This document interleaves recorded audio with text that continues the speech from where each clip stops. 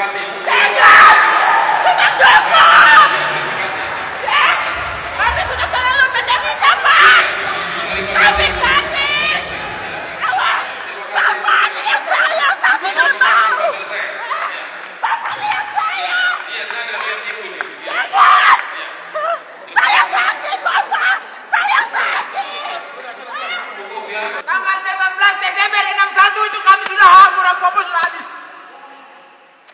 Bapak bisa hampir jelas. Boleh. Kita mau bejar lagi. Boleh.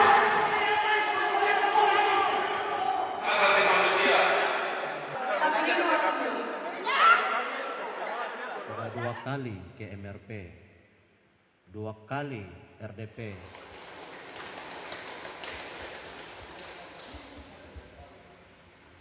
Sebagai penutup, saya tidak mau bicara banyak, nanti saya terus kilometer. Pertama, saya sangat kesal dengan pernyataan Bapak perwakilan pemerintah Provinsi Papua Selatan di dalam yang menyatakan bahwa pemerintah punya HAM. Pemerintah tidak punya HAM.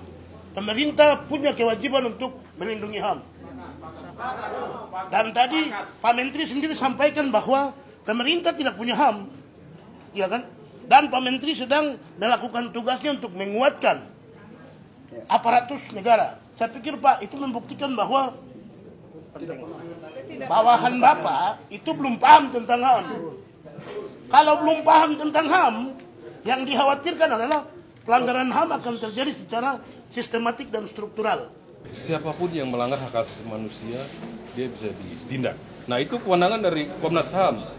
Kalau Komnas HAM menyatakan pemerintah melanggar HAM, ya nyatakan saja. Mau dituntut sampai dimanapun kita siap, karena itu berlaku universal. Siapapun dia yang melanggar HAM, ya harus ditindak. Termasuk pemerintah ya, Pak? Ya termasuk pemerintah, TNI, Polri, pribadi. Apakah pemerintah melanggar HAM? Ya itu Komnas HAM yang berikan nilai, bukan kita. Nggak mungkin kita berikan nilai sendiri. Kalau Komnas HAM dalam melakukan pemantauan terhadap proyek-proyek PSN termasuk di Papua dan di wilayah lain, kita berbasis kasus. Misalnya kalau terjadi kekerasan, maka itu langsung terlihat adanya pelanggaran HAM. Tetapi bisa juga dia sesuatu yang bersifat dampak ke jangka panjang. Nah, hal-hal seperti itu tidak bisa dengan mudah dibuktikan secara hukum gitu. Tetapi maka Komnas HAM harus membuat rekomendasi-rekomendasi yang bersifat rekomendasi kebijakan. Dari perwakilan dari Komnas HAM Republik Indonesia dan juga ada Bang kita yang akan kita dengarkan bersama. Kan proyek yang merusak kehidupan masyarakat Papua. Jadi yang kita bawa dari kampung-kampung, distrik-distrik, ini adalah korban langsung yang hari ini tanahnya diambil. Tidak ada sepeser pun yang mereka pegang. Tidak ada upaya. Saya mau bilang, saya anak asli Malin. Tidak ada upaya. Jadi yang bicara tentang upaya penyelamatan hak asasi manusia Malin, tipu. Program PSN, hutan di Gunduli, kita hari ini mengalami banjir. Tahun lalu, Bapak Joko paham, kita mengalami banjir yang cukup dahsyat. Banjir bandang disebutnya, sampai hampir mendekati melewati bumungan rumah. Jadi ini adalah forum di mana kami ingin mendengarkan secara langsung dari masyarakat terdampak. Jadi kami tidak akan defensif. Tadi yang disampaikan oleh mama-mama di sini ya, yang kemudian sampai pada kesimpulan menolak PSN, itu kami dengarkan. Ya, kami akan sampaikan nanti ke Pak Menteri. Tetapi untuk lebih dari itu, misalnya adalah untuk menghentikan PSN, ya, yang menghentikan PSN, saya pikir kami Kementerian Hak Asasi Manusia belum bisa mengambil sikap itu. Selamat pagi, Assalamualaikum warahmatullahi wabarakatuh. Shalom, Gunai, moderator Dewan Gereja Papua. Selamat datang Bapak Mugianto.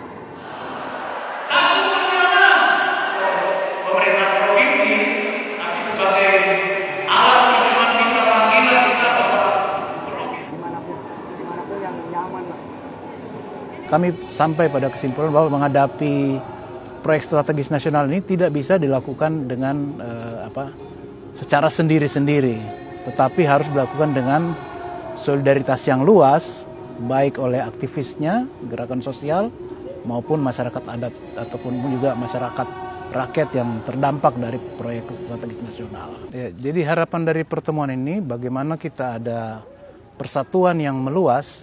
Permasalahan PSN tidak hanya diurus kasus per kasus, tapi secara kolektif oleh masyarakat yang terdampak PSN maupun organisasi masyarakat sipil yang terlibat dalam pekerjaan advokasi ini. Deklarasi Solidaritas Merauke. Deklarasi ini adalah hasil kerja bersama kami Gerakan Solidaritas Merauke. Naskah ini dirumuskan setelah kami saling berbagi cerita tentang derita dan trauma kolektif yang disebabkan kejahatan-kejahatan negara korporasi.